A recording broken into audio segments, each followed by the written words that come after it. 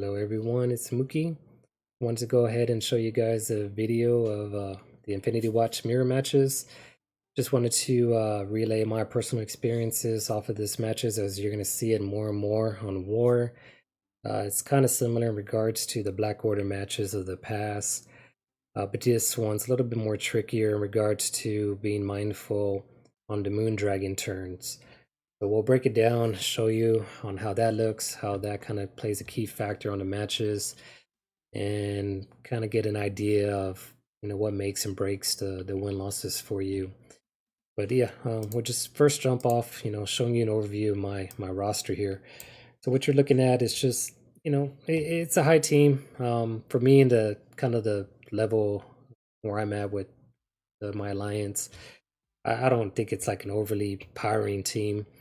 But it does do the job for me personally, and I'm satisfied with where they're at. I'm not looking to invest any more into them. I'll just kind of slowly chip away into it, just based off of perks. But obviously I'll focus on the stars once Phyla, Moondragon, the next Adam Warlock event comes out. I'll be able to start getting more stars into them and beefing them up stronger. But in regards to where they're at right now, I'm satisfied. So with that, kind of also goes into the T4 aspect of it. So I won't get into too much details. I don't want to make the video too long because I wanted to show you more of the gameplay, but so you can kind of see behind the curtain of what T4 stat I'm with. I'll just kind of go through it somewhat quickly, but I'll talk about the T4 abilities on the gameplay. The T4s that Nebula's sitting at, that's priority, and I think for all of the characters it's going to be the passive abilities. So that's the key number one thing that I would tell you in the beginning as you're setting up your team is get the passive on each one of them. The next one is going to be more just on their individual traits. So what her key mechanic is going to be is on that basic ability. Is that basic ability wipes out meta characters like Kestrel, Doom, Silver Surfer. I mean, it's definitely a key one to have there. And then jumping over to Phyla, her second key ability that I ended up choosing is going to be in regards to her ultimate. And I don't think it's a high necessity, but for me, the reason why I liked it is just to try to apply that offensive up for your team to get more power towards Gamora and the attacks that you're going to need to go after the other opponent's Phyla. And then, of course, the key thing right here as far as passive, it's worth mentioning. I think it's priority number one on the team, and it's because of the drain mechanic that she provides when you have death proof. And it's really the hidden mechanic that keeps the team alive. The next character, Nebula, again, passive, and that's going to be for getting the 100% assist attacks in there whenever you Infinity Watch characters are going through their turns. So she's always going to assist on each character's attacks.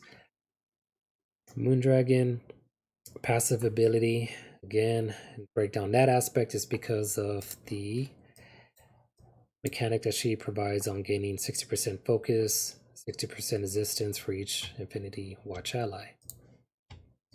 But mentioning on the second one here, and this one is just controlling speed. You'll see it on the match, but that's mainly what you want to do is control speed against other team's Gamora. And then jumping into Adam Warlock, I put a second T4 on him, and that's going to be on his basic attack, and that's just adding more damage. Because again, we want to focus on getting Phyla knocked out of the other team. Alright, so let's jump into the gameplay here. See what setting. So what on here, I guess what I should do first is just look at the other team's opponent. Well, what I'm dealing with here in an arena match is 691k team. A lot of the teams that are in the top 10 are about close to 700 power. The power level is just going to be more based on them adding more T4s and all the abilities for the characters. But having the necessity ones that are just kind of outlined for you are the ones that I think you can get away with. But if you have any issues as far as not being able to punch down the characters, then choose to add your T4s as needed. But yeah, so we're going against the 691k, and obviously in the first is just determining coin flip which one's going first. I think on this one they go after me. Yeah, they go after me first. So we have no control what they do. Just let them do their thing against us, but we're trying to go after Phyla. So we focus on that. And that's why I think the punch-ups are possible because, with the RNG aspect of it, I mean, the bot on the other team is just going to be going after just random characters on your team, so it kind of distributes the damage, whereas we focus on one character to knock out so we can take out their turns, and more so take out that drain mechanic from Phyla. So one thing I should mention as I kind of breeze through it going back, when we're focusing on Phyla, we use Gamora's first ultimate attack, and that's just to gain evade. Obviously, we're not going to do any damage there, but it's just trying to prevent damage in our team by putting evade for us. So when Gamora goes, she misses. And then, of course, when our Gamora goes, we control it. So we do basic, start punching down more against our Phyla. Cool. Now, so that Adam Warlock T4 ability that I put on here is mainly because special ain't going to do anything. That's more about putting ability block, but they have immunity on here. Plus, even trying to put the immunity, the ability block on Gamora, it's pointless because the Phyla is just going to go ahead and flip it off and cleanse it when it's her turn. So we go basic. That way we can go ahead and just start chipping away at Phyla.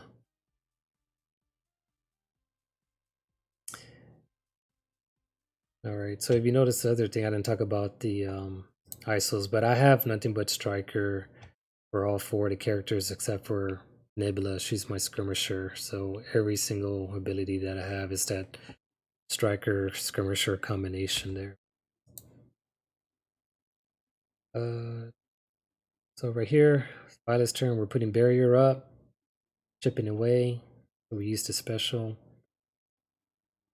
They do the same against us. Now, the turning point in the match is always going to be right here in regards to the Moondragon. Trying to decide which Moondragon has the highest resistance and focus. So when I go, I shifted away, and I want to control Gamora's damage against us. All the teams you're going to be playing against are going to have 6, 7 red star Gamoras. So if you can slow her speed and avoid her turns going at you, better.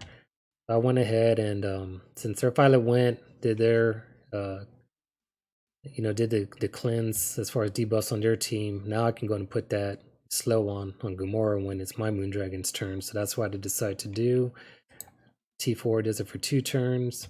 Got that 50% turn meter down. And then now it's their turn. So what's funny about this one is when their Moondragon went, what Moondragon does on the special is they're going to provide defensive up and deflect for their team. So when their Moondragon went after mine, there's their defensive up, there's their deflect. Now, Gamora acts as Thanos in the sense that on her passive ability, which again is one of the essential T4s, is going to go in and flip the defensive up to defensive down. Now, it doesn't always happen, but it does happen, mainly just depending on the resistance and focus that the other team's strength has or doesn't, or lack thereof. So in this one, it's obvious that they probably didn't have a T4 because I was able to get the character's defensive flipped. When that happens, you always want to pause with your Gamora, take a turn, or take a glance and just kind of see, okay, who's my focus going to be? Because at that point, you may, shift away and be tactical about your attacks. So on this one, Phyla is still the focus. She has defensive up. She's kind of chipped away in her health meter.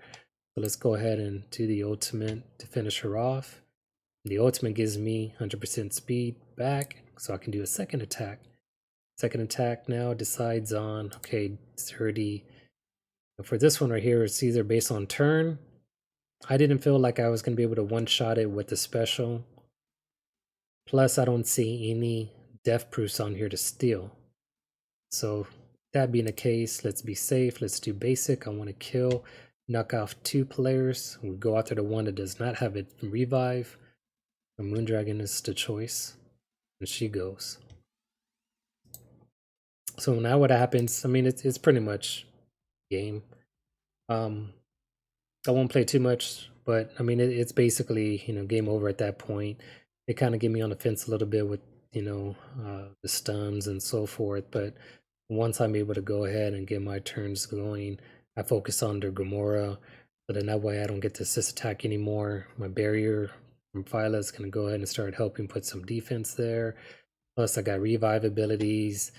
You just got to focus on one person that you want to knock out so you can just, get that army down to 1, and then you'll be able to finish them off. So what we'll do is we'll jump into the second video. Now this one, it's a punch down. What's interesting about this one is that even though it's a punch down, you get to see the other side of the fence of what happens with that Moondragon ability when she has her special thrown for my team versus their team. Here's their still, beginning setup as everyone will start being accustomed to is use your ultimate, go ahead and put your evades on your team. Because again, we're trying to avoid Gamora from attacking us. And then we got control, so we do basic, chop away at Phyla.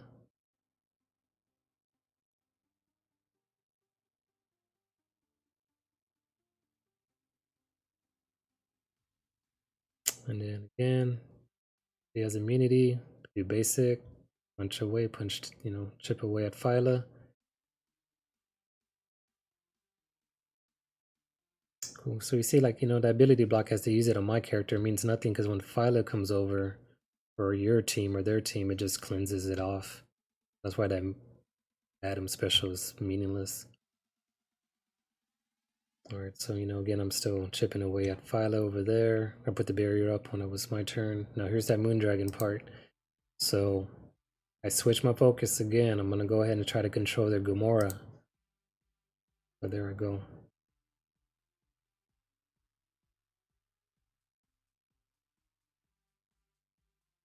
She got to slow for 2 turns. We reduced her turn meter.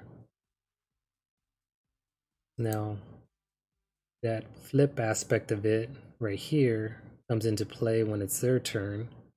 So when it's their turn, they get their defensive up, they got their deflex. So of course you're thinking, as the previous match showed, is that Gamora with her passive should be able to flip it. Well, the only one that she was able to flip was Adam Warlock. And I'll give you kind of an overview of where their high resistance are, as you're trying to chip away and trying to decide on which person you want to attack first and so forth, or what Adam Warlock ability I should be using, whether it's ultimate or the special to apply the stun and ability blocked and so forth. So that kind of gives you the indicator at that point right there. It's like, oh, yeah, that's the person with the lowest resistance. But anyways, all this does, even though it didn't go the way I wanted to, like the last match, it just makes the last match a little bit longer. But you still got to go with the same game plan. Go after Phyla. But now I'm not going to be able to one-shot her, so I chip away with the basic. And there we go. So now she's getting all her Adam Warlock defense abilities. His passives onto her to protect her. So again, go through the motion here is focusing on Phyla. My team's on the fence a little bit. There we go. Now, even though I know he has lowest resistance, my focus is over here on Phyla. I want to go ahead and use the ultimate for damage aspect of it. So I'll do that, fingers crossed that maybe it will stun her or stun somebody else. There we go. Doesn't stun her, but it does to Nebula. Of course, we don't have control which direction he goes after on the second attack. But now that we have that going, that works in our favor.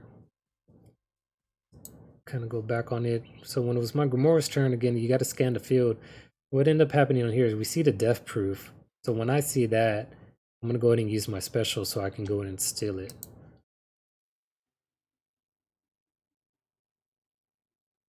and then plus it finished her off with the striker skirmisher combination.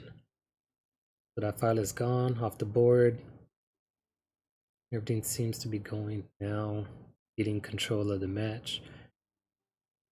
So on here, start deciding, you see Nebula's on the fence, but she has revive, and then there's Moondragon still without the revive ability. So I decided to go after Moondragon.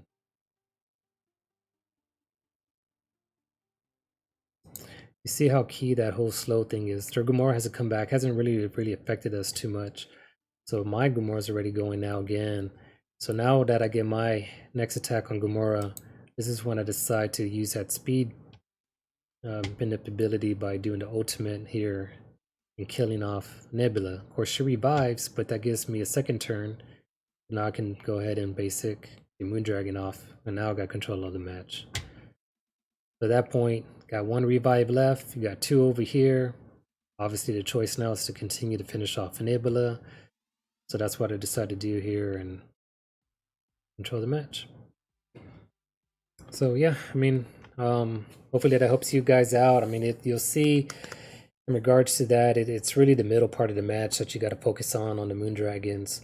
Whether it goes your way or not, don't lose faith off of that. Just pay attention to see what defensive downs lands on opponent's characters, and then start targeting them and using Gamora's ultimate or her special as the terminator for second shots to go and just start chipping away at the other team's characters, and that way you can control the match and get in your favor. But hope you guys enjoyed that video. That's kind of what I've been running into. Any other matches or things that kind of come my way, I'll start recording more videos for you guys and uploading it. And hope you enjoy it. If you have any